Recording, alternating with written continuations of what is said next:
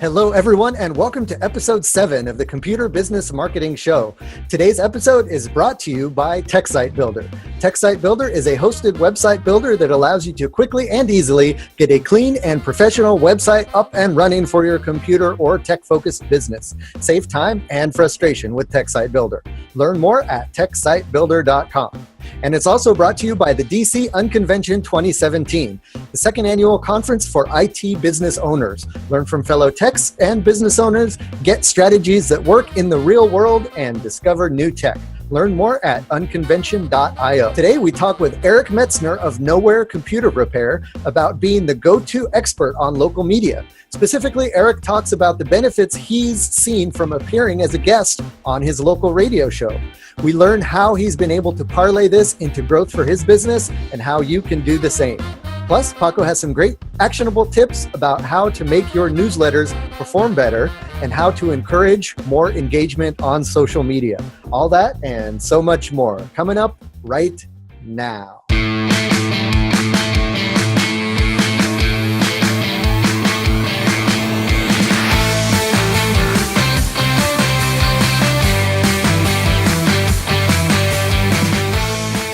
Hello, everyone, and welcome to the Computer Business Marketing Show. If you own or work in an IT services business, this is the place to learn how to get more clients, keep them happy, and grow your revenue. You can watch, download, and or subscribe to the show at computerbusinessmarketing.com. You can also catch our live stream on Facebook every Wednesday at 4 p.m. Eastern. Just be sure to like the TechSite Builder Facebook page, click the following tab, and then select See First so you can see the live stream jump to the top of your feed when we go live.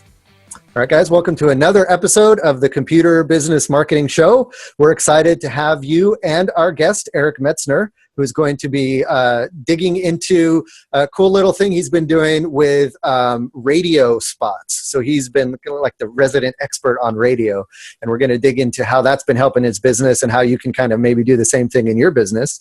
But before we jump into that, want to say hi to my co-host, Paco Lebron from Prodigy Techs. How you doing, Paco? Hi, Matt, over at TechSite Builder and Alador Consulting. I felt like I want to give a little plug to your business because I always say like, hey, Paco, how you doing? And if someone's listening to the show for the first time, they're like, who's this Paco guy? No, I got you. I was doing the same thing when I would be on the live show for Podnuts. And I'll always say, you can catch me on the show, or you can catch me on the Computer Business Podcast or the Computer Business Marketing Show. And then I got a couple emails saying, well, what if we want to talk to you specifically? Like, how do we get a hold of you and your bit? Oh, yeah, well, you know. Who are so you I started really? adding that. Yep. So I'm doing good. It's been super busy the last probably 7 days of the month. My month started really fast. A lot of work, a lot of driving, doing a lot of work out in the northwest suburbs. Partnered up with a national service provider, on-site service provider that I used to work with probably a couple years ago or so. They needed a little bit of help, so helping them out with some stuff in between jobs that I have on my own. So I got to pull out a lot of good stories on that one. But for everyone that knows, I had went to the Small Business Expo last Tuesday. Was it last Tuesday? Yeah, last Tuesday. I'm sorry, last Thursday. It was the 2nd. So a lot of good information. There's tons of stuff that I have, but 2 quick bullets that I thought really stuck out was one with newsletters. I know a lot of us are subscribed to a subscription for newsletters. We have potential people that are writing out our newsletters. And there was one thing that they were speaking on specifically, that a particular newsletter shouldn't have more than 20 lines in the particular newsletter with an image. Apparently all due to, attention and, with all the emails that are coming up in the inbox, if you get a 1,000-word blog inside of the newsletter, after the first paragraph, they kind of, either get interrupted, they move on, or whatever. So what was told was, so basically 20 lines is approximately 200 words is what I was told.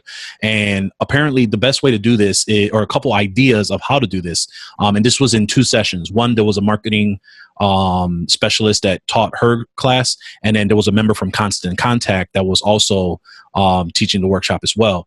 And I believe it was the one in Constant Contact that really emphasized the 20 lines and approximately 200 words. And what they were saying is the best way to do this is if you're using blog content in your newsletters, the best way to do this is probably use the first paragraph of you, and it's up to 20 lines and up to 200 words. It doesn't have to be the max 200 words. Use the first paragraph of your blog post, and then at the end put read more with a hyperlink that will link it to your blog. So they said that would really help out images and a lot with headlines and tags to really drive traffic to your site, but also so that your newsletter isn't a lengthy thing for them to say, I'll get to it later, and then they forget. So that was a big piece that I got to. And another one that I thought was really cool was we all tend to reply to comments on all of our social media platforms, just so we can, and if you're not, you should be, to engage with your social audience, whether it's your Facebook page, Instagram, Twitter, etc., whatever social media platforms your computer business decided to take on. Now, what they were also saying was you should also reply to every like that you received on a particular post or comment. And what the argument was is that if that person took out the time to like your post and you replying back to acknowledge them, you've just introduced them into your ecosystem and think that, hey, there's actually a face to the business and they're, reachable, they're personable, you can get a hold of them. And what you would reply, because my question was, okay, one, what would you reply to them? Because I've heard you should reply to all likes or do some type of engagement. But I would think it would be platform specific, like the Instagrams of the world or the Snapchats, things like that, doing those type of likes or those replies or the comments. So what she was saying was that the best way to do this is to basically acknowledge them. And it's a little hard to do on Facebook. I haven't figured out how to tag that person yet. But essentially acknowledging them, thank you for liking our post. If there's anything that we can do in the future, please let us know. Or some type of variation of that, just making them feel welcome and that you acknowledge them on their page. So on your page, so that if you move forward, they basically are front of mind saying, hey, this guy's actually reached out on a cool thing that I liked. And it doesn't matter the platform. So that's the biggest piece that I took away from it, because I already in my head was like, oh, I'll reply to all my likes on Instagram and I'll probably do some of those social pages. It doesn't matter the platform. Start replying to all your likes, including the comments, to build a real big audience and engagement with any of your posts or any activity that you do on your page. That's very cool. Yeah, I never thought about that because, Me neither. When someone likes a post, it's still kind of passive. I mean, it takes 2 seconds to click like, and then you're kind of, like you said, pulling them into your world by actually acknowledging that they took action, and then, trying to get them to actually participate, which is kind of the next step that you want them to do to engage with you. And right. And I think that's a great idea. And with Facebook, I know if you just put a comment and put their name, you don't even have to try to tag them. Anyone who likes that post should get notifications anytime there's activity on that post. So if you just leave a comment saying, hey, Bob, thanks for liking the page, let us know if we can help you with anything, they'll get that, as a notification, I think, because they liked that post. Gotcha. Yeah, I'm not sure. I haven't tried. Yeah. I haven't tested it out. I know for sure comments, like if you commented on a post, you'll get notifications of all the other comments. I'm not sure I haven't tested it out as of yet, but I did go back. The other thing that she said was, don't wait for something to happen now on. Go back to your previous posts on things that have liked. And especially for those that are smaller in quantities, this should be easy to do. And she said that, let's say you get a post that has 25, 50, 100 likes. You don't have to, rip them all out in that one sitting. You could do 10 at a time, but eventually just make sure that you do acknowledge them, because there isn't a time sensitivity on this. Plus, Facebook seeing you do this helps engage a little bit more of the Facebook juice as well, or whatever platform you're doing on the social media engagement. Interesting. Yep. Okay. Yeah, I'll have to give that a shot, see how that goes. Now, a good point about the newsletter as well. I think, or emails in general, I think should definitely be short and punchy. And really the point of any email you send is to have some kind of action be taken. So it's either that you want them to contact you or you want them to click through to your website to read the full story or to get more information or whatever. Yep. Yeah, because people are so attention starved, and they just want to clear out their inbox. They don't want to sit there and read emails for too long. So I can see that for sure. And it's not a real big pushy way to do it too. And it's a great way to start your funnel.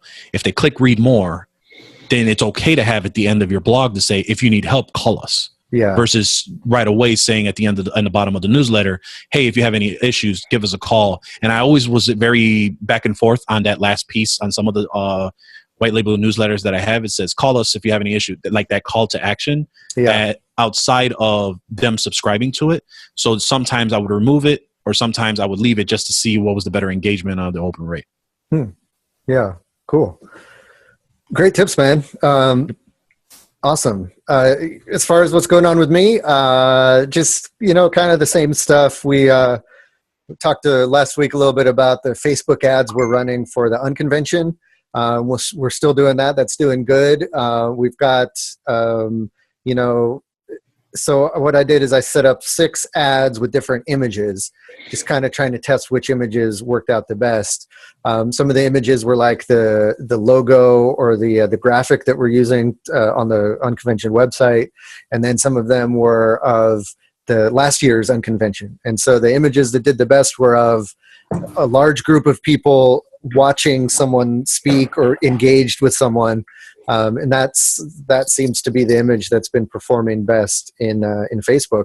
So my next round of tests is going to be to test the messaging and see what messaging gets the most clicks. Because right now my focus is just getting clicks. I want people to click on the ad, to click through to the Unconvention website, learn about it, and then I want to capture the people who are showing interest and then remarket to them later with things like testimonials and more details about the different breakout sessions we're going to be doing in the labs and stuff like that. So right now I'm just gauging interest and trying to find all the people who are interested in it by capturing them when they click through on the ad. And so far so good. So we'll see how that goes over the next couple weeks. See what works best. I'm going to be experimenting with some video ads and stuff and see how those work. A tip for the video ads, I highly recommend that if you create a video ad on Facebook, you also get it captioned, closed captioned.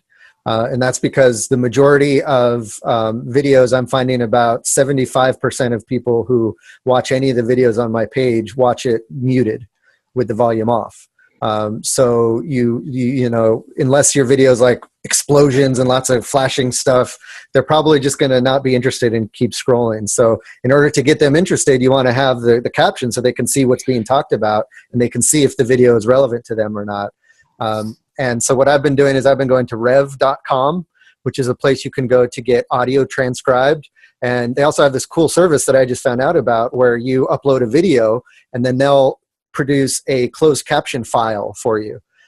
So they'll take the video and within like an hour or two, they'll give you a closed caption file. And then whenever you upload that video onto YouTube or Facebook, there's a place where it asks, do you have a caption file for this? And then you just upload that closed caption file and it times the words with the times in the video so that when the video plays, it automatically shows that closed caption.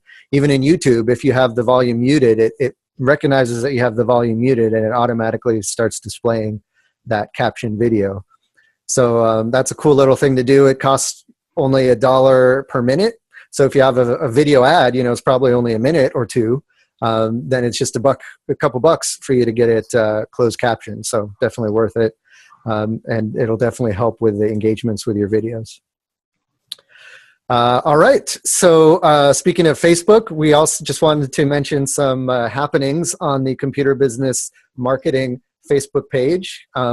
Specifically, there was a post posted earlier today asking, someone had about $20 to spend on ads, and they were asking, whether they should spend it on AdWords versus Facebook.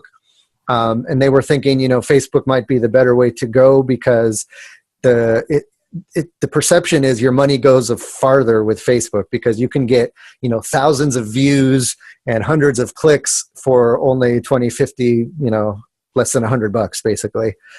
So that, and you can target a little bit better on Facebook, I think, because Facebook has a little bit more information about its users than Google does.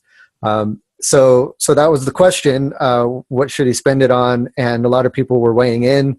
There's still some Facebook ad skeptics out there, and hopefully they listen to this podcast and listen to some of the folks we have on talking about Facebook ads, because Facebook ads is not something you just click a button to run, get a bunch of views, and then call it a day. You really want to make sure you're setting it up right, and you're targeting it right, and you're letting it run for a long time, and you're capturing that information, and you're doing the remarketing and all of that stuff in order to make your ads successful. So it's cool to hear some folks are having success with Facebook ads, some folks are not. But I think the key takeaway is that Facebook and AdWords ads are two different types of ads with two different goals. With Facebook, you're in front of kind of a passive audience that's just scrolling through their news feed. You have to spend a lot of attention on getting their attention, and then making sure that what you're promoting is something that isn't too action oriented, like virus removal or data recovery stuff that's like that they need done right now. Instead, you want to say, hey, it's more like brand awareness, like, hey, we're a repair shop. These are the things we do. Or, hey, here's some helpful tips that we're providing, stuff like that to reel people into your world. And then from there, then you can slowly start to pitch them. Whereas AdWords, that's, people are searching for a particular thing at the moment that they're going to see your ad in the search results. So you want to target your AdWords ads on immediate needs, like virus removal and data recovery and that kind of thing. And there's a whole different mindset around that. And we've had guests on this show in both worlds. We had a Facebook ad expert, we had a PPC expert, and they both talked about kind of the best ways to go about structuring those, and they're two totally different worlds. So that's something to check out. Good stuff happening in the Facebook group. So again, if you're not in the group, why not? And then head on over. Just search for Computer Business Marketing in Facebook. It should be the first group that shows up. It's called Computer Business Marketing Tips and Tricks. Jump on in there. We'll be happy to have you. There's a lot of fun conversations going on in that group. Eric is a contributor there. He's always has some interesting insights. Paco jumps in every now and then. So we're all hanging out over there, and we'd like to see you there too. Okay, before we jump into the featured topic, I want to give a shout out to our first sponsor, and that is TechSite Builder. That is my company that will help you have an effective website for your computer business. TechSite Builder is what my goal with TechSite Builder is to make it a DIY platform, so you're not held prisoner by your web developer or your web person. So you're able to do what you want with your website, but you don't have all the headaches that come along with building your own website, like, for example, getting a server set up or getting a hosting account, installing WordPress, installing plugins, installing themes, keeping all of that stuff updated, wondering what theme or plugin you should be using and how to speed it up and how to keep it secure. All that stuff that you really don't need to be worried about and you shouldn't be worrying about. We take care of that so you can focus on building a website that speaks to your clients. Along those lines, we just released a video for TechSite Builder talking about how to construct a landing page for your website. So a landing page where if someone clicks through on an ad or something like that for your business and they land on your website, you want to make sure you have a nice optimized page for them that speaks specifically to the ad that you had them click through. So if you have an ad for virus removal, then you want your landing page to say, hey, we're the virus removal experts, a quick blurb about what you do, and then a nice big opt-in form that they can fill out to contact you, or your phone number or something so that they can take action. You want to remove any kind of extraneous details like your navigation menu, like your sidebar, like your footer, all that stuff that can distract them away from what they want to do, which is contact you. So I walk you through that in a video. And TechSite Builder with the new page builder makes it very easy for you to create your own landing page. And you can follow along with me in the video, or you can use that for some ideas where you can make your own page. I did that with Paco's website, created a landing page for him. So he's going to start tracking that and start sending ads to that and see how that performs for him. And we will report back and make tweaks, because sometimes things don't work. It depends on your audience. It depends on the service you're providing. It depends on lots of different things. So those landing pages are living pages. You should always be tweaking them, testing them, seeing what works, trying to increase the conversions off of those landing pages. All right, so if you want to create a landing page for your website in 30 minutes or less, then TechSite Builder is for you. Head on over to techsitebuilder.com. And speaking of TechSite Builder, our next guest on the show for the featured topic is a TechSite Builder user. His name is Eric Metzner, and he is the owner of Noware Computer Repair. Where are you guys located? In Colorado, right? We're in Grand Junction, Colorado. Grand Junction, Colorado. How you doing? No complaints thus far. How about yourself? Good. Thanks for jumping on and being part of the show. You've been a listener to the previous podcast and to this podcast, and a TechSite Builder user. So you've been in our little group for a while. You're the type of person that we want to have on the show more often, because you're in the trenches, you're running a computer business, and you see what works and what doesn't work. And then you can hop on the show and report back to us. So that, you're the kind of guest that we're definitely love it to have on the show, and we're glad to have you here. So the main reason we have you on is that you mentioned that you've been having some success with being on the radio. And that's something that not a lot of people, consider when they're looking at avenues to market their business. So before we jump into all of that, let's just give folks the quick rundown of what your business does, how long you've been running it, quick maybe background on how you got to where you are today.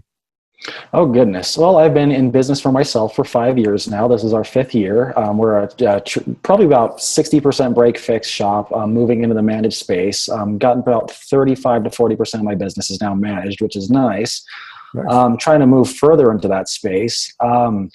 Got my start in the computer business almost 20 years ago as a graphic designer, actually, doing ads for advertising books that were given out at sporting events. And I would do the layouts, design, and all that fun stuff. And once they started getting beyond the point of where I would draw something, scan it, and then digitize it, to where I had to start doing the layout. And of course, when the internet started becoming a thing, I started designing the website. So I moved to web design, and then being the guy in the office that was always on the computer, whenever any of the computers went down, I was expected to fix them. So I just started fixing the computers around the office. And then, some of the people in the shop would, hey, I've got this home machine. Can you come by, take a look at it? So I'd go fix that. And then started going to college, and my college friends would have computers that were messed up, so I'd fix those. And someone, as a joke, said, hey, why don't you get a job in a computer repair shop while you're in school? And I figured, sure, why not? And got a job in a computer repair shop and kept doing it, and finished school and kept being a computer repair guy, and eventually started my own business, and here we are. And here we are. That was an awesome $60,000 I spent on that education I don't use. Yes, that's it. Yeah, I mean, and there's no computer business entrepreneur degree, right? So no. It's interesting how people find their way into owning a computer repair business, and it's all different backgrounds that end up in this world that we're in. Cool. So what do you do at Noware Computer Repair? You said you do just break fix and managed services. How are you finding the managed services? How are you implementing that in your business? Primarily, I'm getting the managed clients through referrals, actually, through customers that I've been doing break fix work for a number of years, converting them onto various maintenance plans. If they happen to be business owners, then starting to do some managed services for their machines at their businesses. Nice. And what are you using to manage? I think you're using Kabuto, right? I'm using Kabuto for my residential clients, and because I absolutely love Emsisoft anti-malware, and I mean, the clients I put that anti-malware on their computer, I don't see them as often for virus removal, but they like me more, so they prefer me more.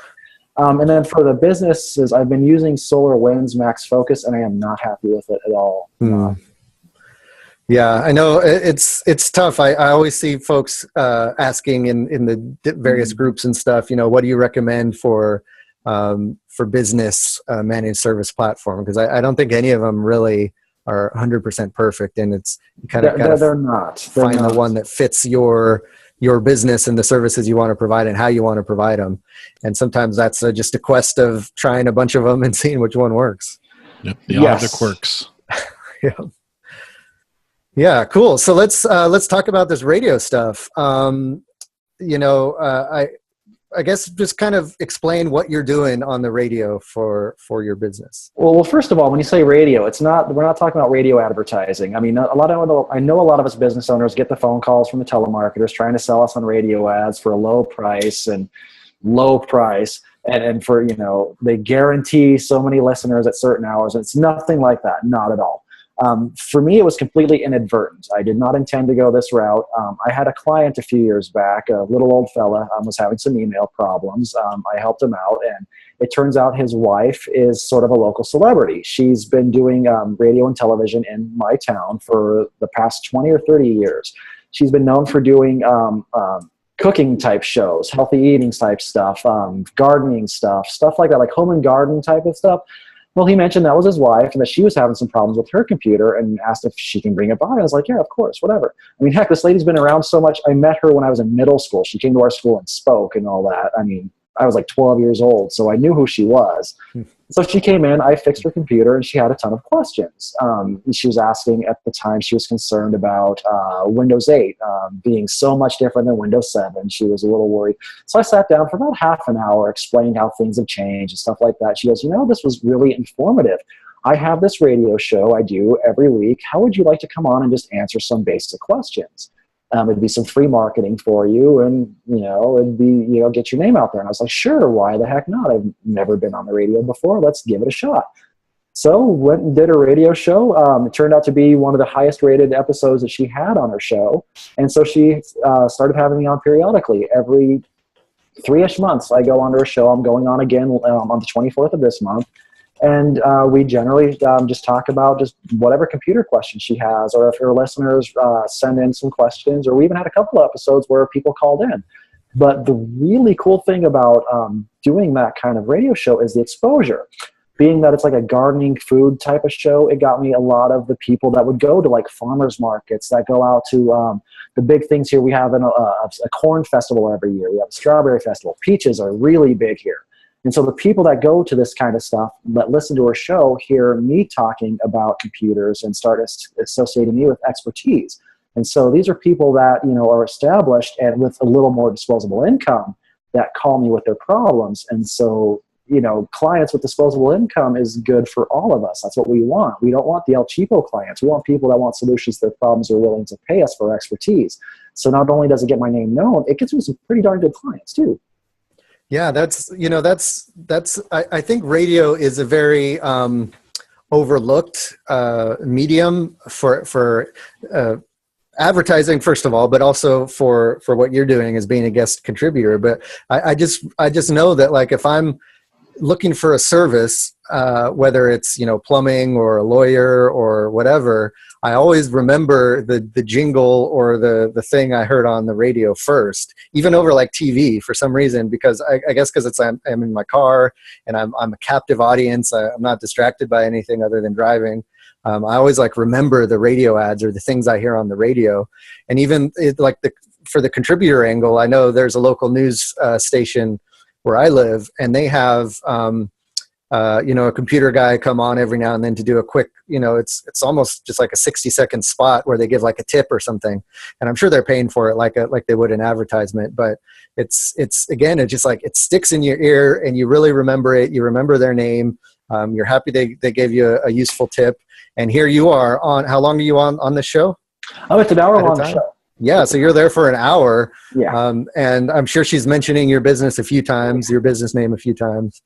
and it's publicity, it's establishing yourself as an expert, and it's getting your brand in the ears of the local area, which is exactly what you're going for. Well, what's really cool about doing that, I've been doing that for 2 or 3 years now, is so local television reporters have heard my spots so on the radio. So now whenever there's a question that they have and they need to interview something for a television spot, they'll come and talk to me. Like I was just on about the WannaCry ransomware about a month ago. And that's even more exposure, more people associating my name with expertise in the region, and that's even better. And I see on the comments that Brian asked if the radio exposure is helping me get better clients. The answer is yes, definitely so. These are as I mentioned, these are the clients that have the disposable income. They're also the type of people that go to wine tastings, things like people that own businesses. So when you get into get in front of these people and they start associating you with this type of expertise, they're going to call you whenever they have a problem. And the cool thing is I haven't paid a dime for any of this. And that's the really cool thing. Yeah. And so I think, you kind of stumbled on this, but I think this is something that folks can actively pursue. If there is, a general purpose radio show, or like what did you say she does, like home and garden type stuff? Yes. Yeah, if there's someone like that on your local radio, it's worth it reaching out to them, because they're looking for content. They're doing a weekly radio show, and they need stuff to fill an hour or 2 or 3 or however long they're on, and they're constantly looking for stuff to feature and have on there. So I think it's definitely worth just reaching out to them.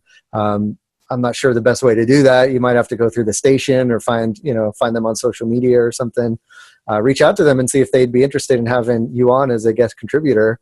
And then I think, that's worth it in itself. And like you said, you then get exposed to other opportunities, including TV opportunities, because I'm sure they all run in the same circles, and they all look for each other to get guests on their other things. And so once you're in that world, they start pulling for you as a resource within that.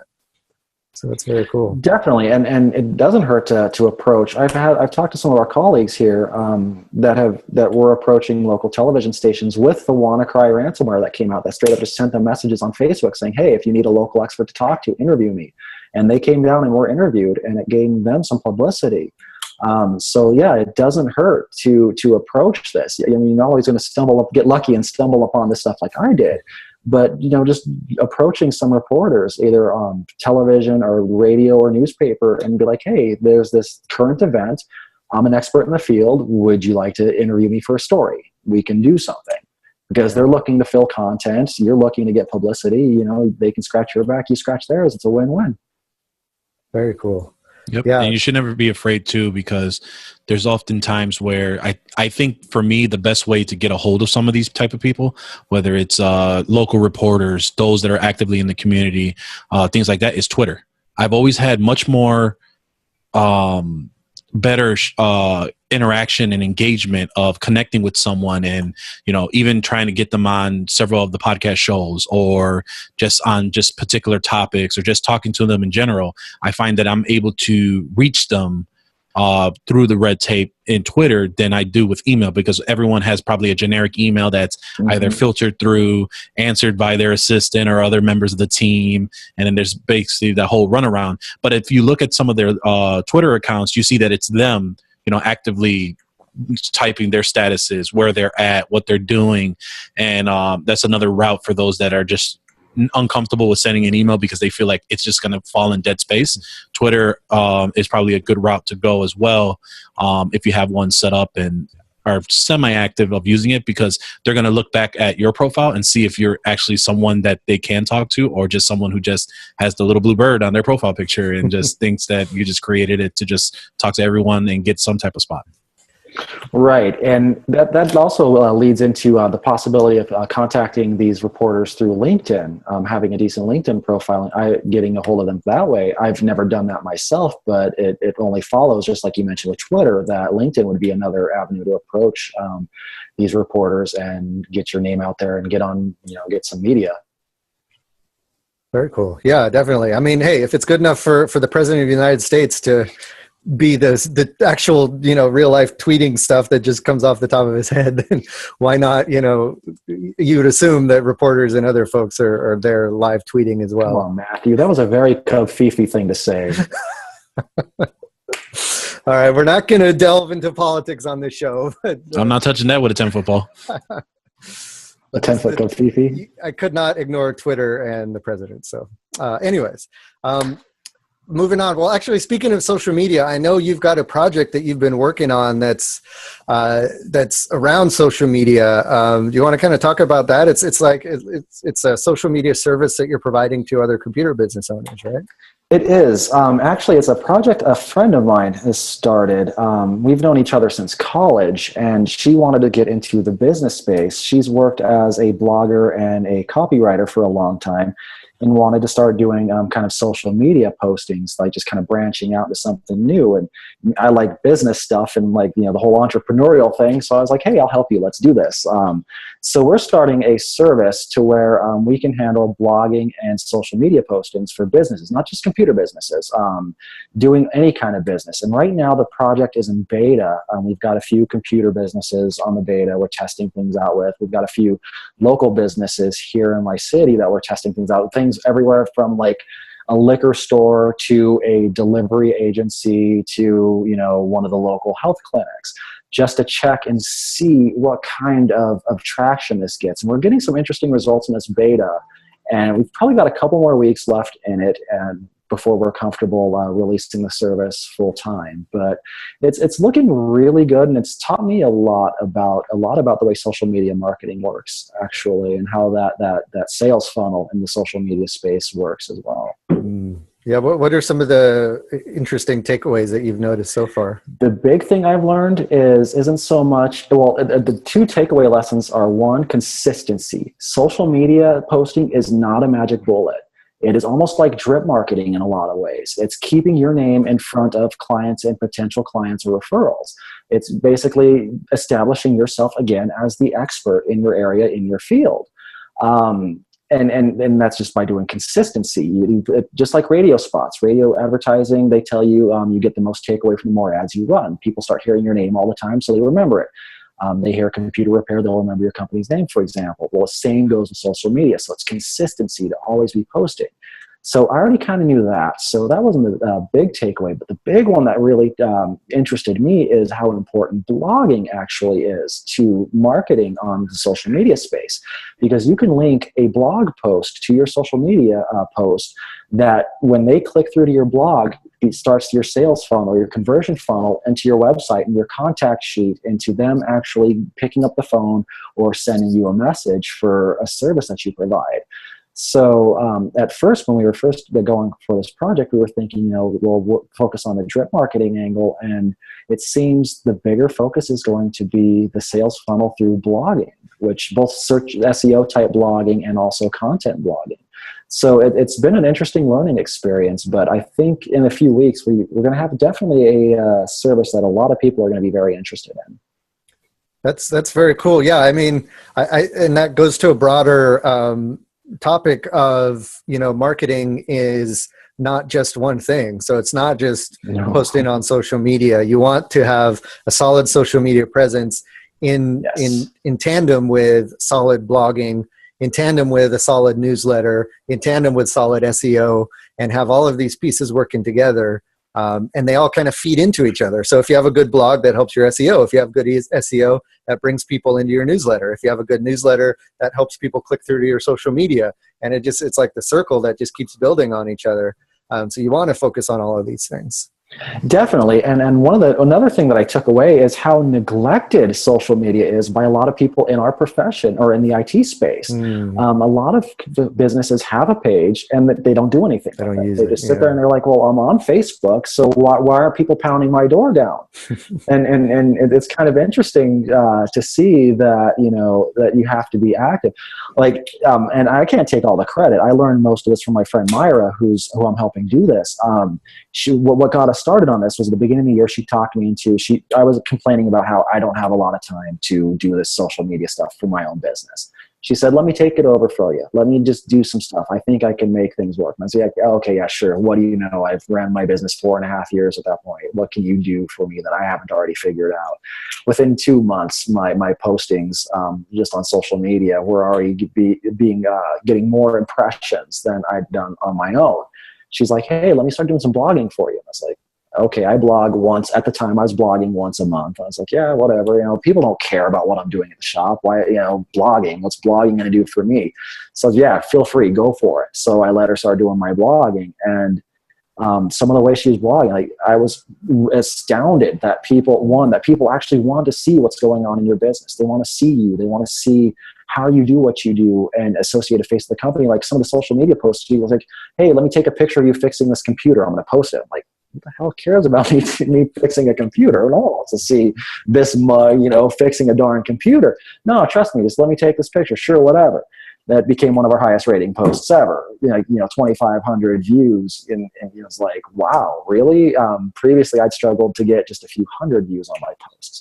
So it's been stuff that I thought I knew what I was doing with marketing, being a business owner and all that. And apparently I realized that I have a lot to learn, and I see that a lot of people in my position also have a lot to learn. If we can help them learn that and get some more business through these kind of neglected means, through like social media and blogging, then let's do it.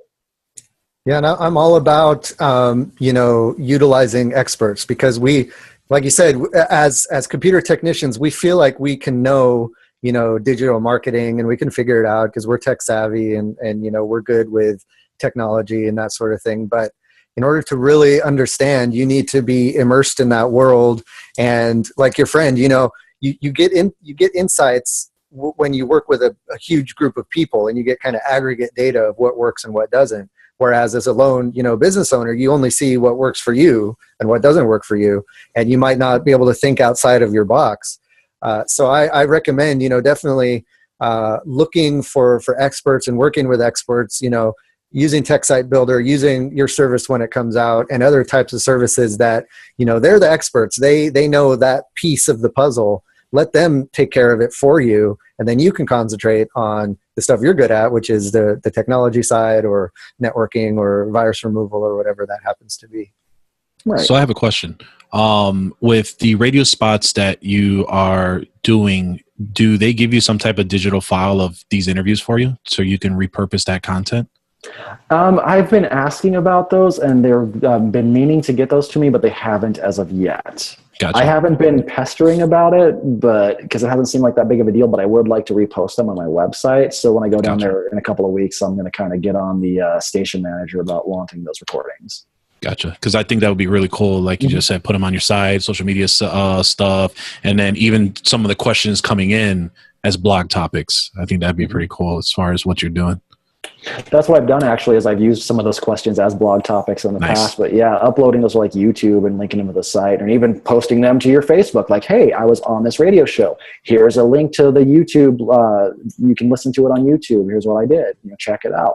So yeah, those kind of things help. Again, like Matt said, it all feeds into one another. Awesome. Cool. So that's about all the time we have today. But I think that's a great kind of out of the box thing to think about.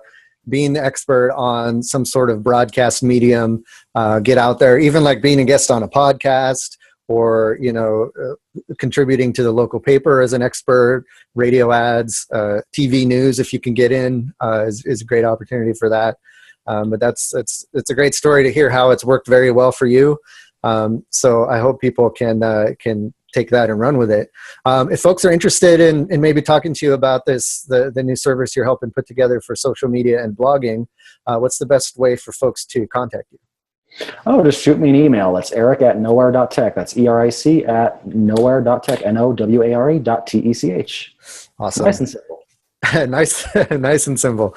Cool. We like it simple here. Well, thanks for being a guest. You were a guest on the previous podcast. Thanks for coming back. And I'm sure we'll have you again in the future to talk about how the social media project is going, and maybe you'll have some more insights that you can share with us later on down the line. Definitely. Thanks for having me, Matt. Cool. All right. Before we get into the tip of the week, I do want to give a shout out to our final sponsor, and that is the Unconvention. It is the conference of the year for you. If you're an IT business owner, this is the place you want to be.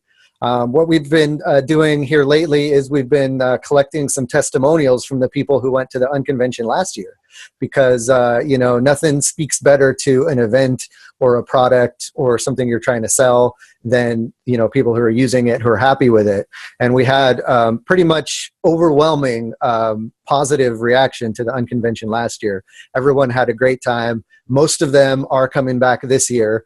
And the reason some aren't is mostly just because of travel and they live far away and stuff like that. But if they're able to make it, they're wanting to come back because of the atmosphere and the stuff they learned. And instead of trying to tell you myself, I am going to let one of our previous visitors tell you. So I'm going to try to play John Dubinsky's his testimonial. John Dubinsky. I'm owner of the Maven Group.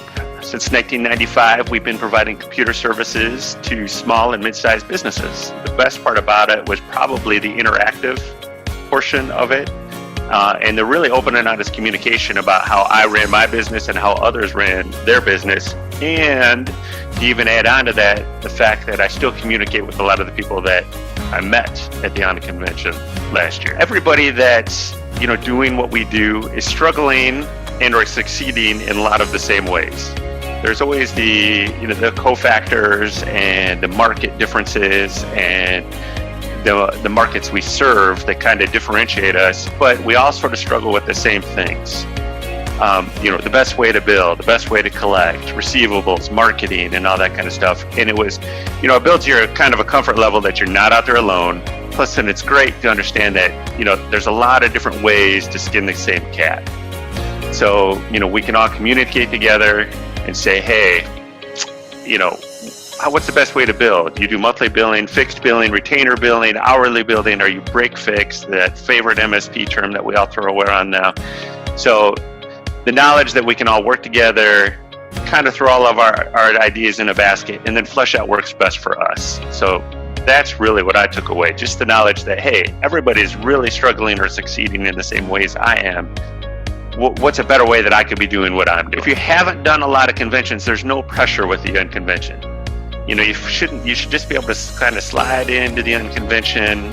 If you can participate as much or as little as you want, but even if you went to the Unconvention and didn't say a word, I think you would still come away with a lot.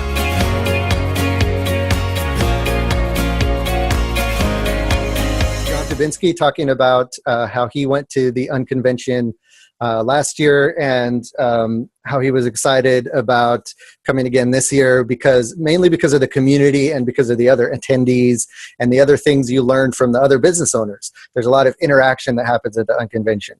So if you want to attend the Unconvention this year, we'd love to have you. Head on over to unconvention.io and be sure to use the coupon code TSB, and that's going to give you $40 off your attendance at the Unconvention, and that is September 16th and 17th of this year in Washington, D.C., and we hope to see you at the Unconvention. All right, the computer business marketing tip for today is just something that I kind of want to remind folks. I want to remind you guys that marketing isn't all about online ads and social media. We're talking about that a lot here, but that's just one piece of the puzzle. And really the most effective type of marketing you can do is to get in front of your potential clients and meet them face to face. So whether that's going to networking events, getting out to the community, doing community events, doing outreach, or just, getting out into the world, getting out from behind your computer and getting out into the world and meeting people face to face. All of the best client relationships I've built have been with folks I've met face to face. Speaking of the Unconvention, actually, last year at the Unconvention, there were a handful of folks who said that they had, heard of Tech Site Builder, but they never really considered it until they met me at the Unconvention. And then afterwards, they decided to give it a spin. They had a chance to ask me questions about it and learn more about it. And I was able to, pitch it to them in a way that fit their business and fit their personality. And that kind of back and forth in-person dialogue is nothing can beat it as far as getting your message in front of potential clients, especially those bigger clients like business clients and those types of folks who might not be necessarily looking at Facebook ads. Nothing beats that kind of face-to-face interaction. So just a little reminder there, meet your clients face-to-face and make sure you're not neglecting that part of your business. All right, guys. Well, that's going to do it for this episode of the Computer Business Marketing Show. Let's keep the conversation going. Head on over to computerbusinessmarketing.com and let us know what you think in the comments below the show notes. Also, don't forget, you can send questions or feedback to mail@techsitebuilder.com. Let us know that you have a question for the podcast, and we'll be happy to answer it on air. Or again, just visit computerbusinessmarketing.com and we'll answer your questions there. Yep. And if you guys listen to the podcast on iTunes, Stitcher, or YouTube, be sure to give us a shout out and leave a review. We love to hear your feedback, and every comment helps so that the podcast can be found by others out there. And actually, I forgot to do this at the top of the show, so I'll do this now. We did get an iTunes review. This iTunes review is from our friend Bruce Corson. This is our official first iTunes review of the new podcast.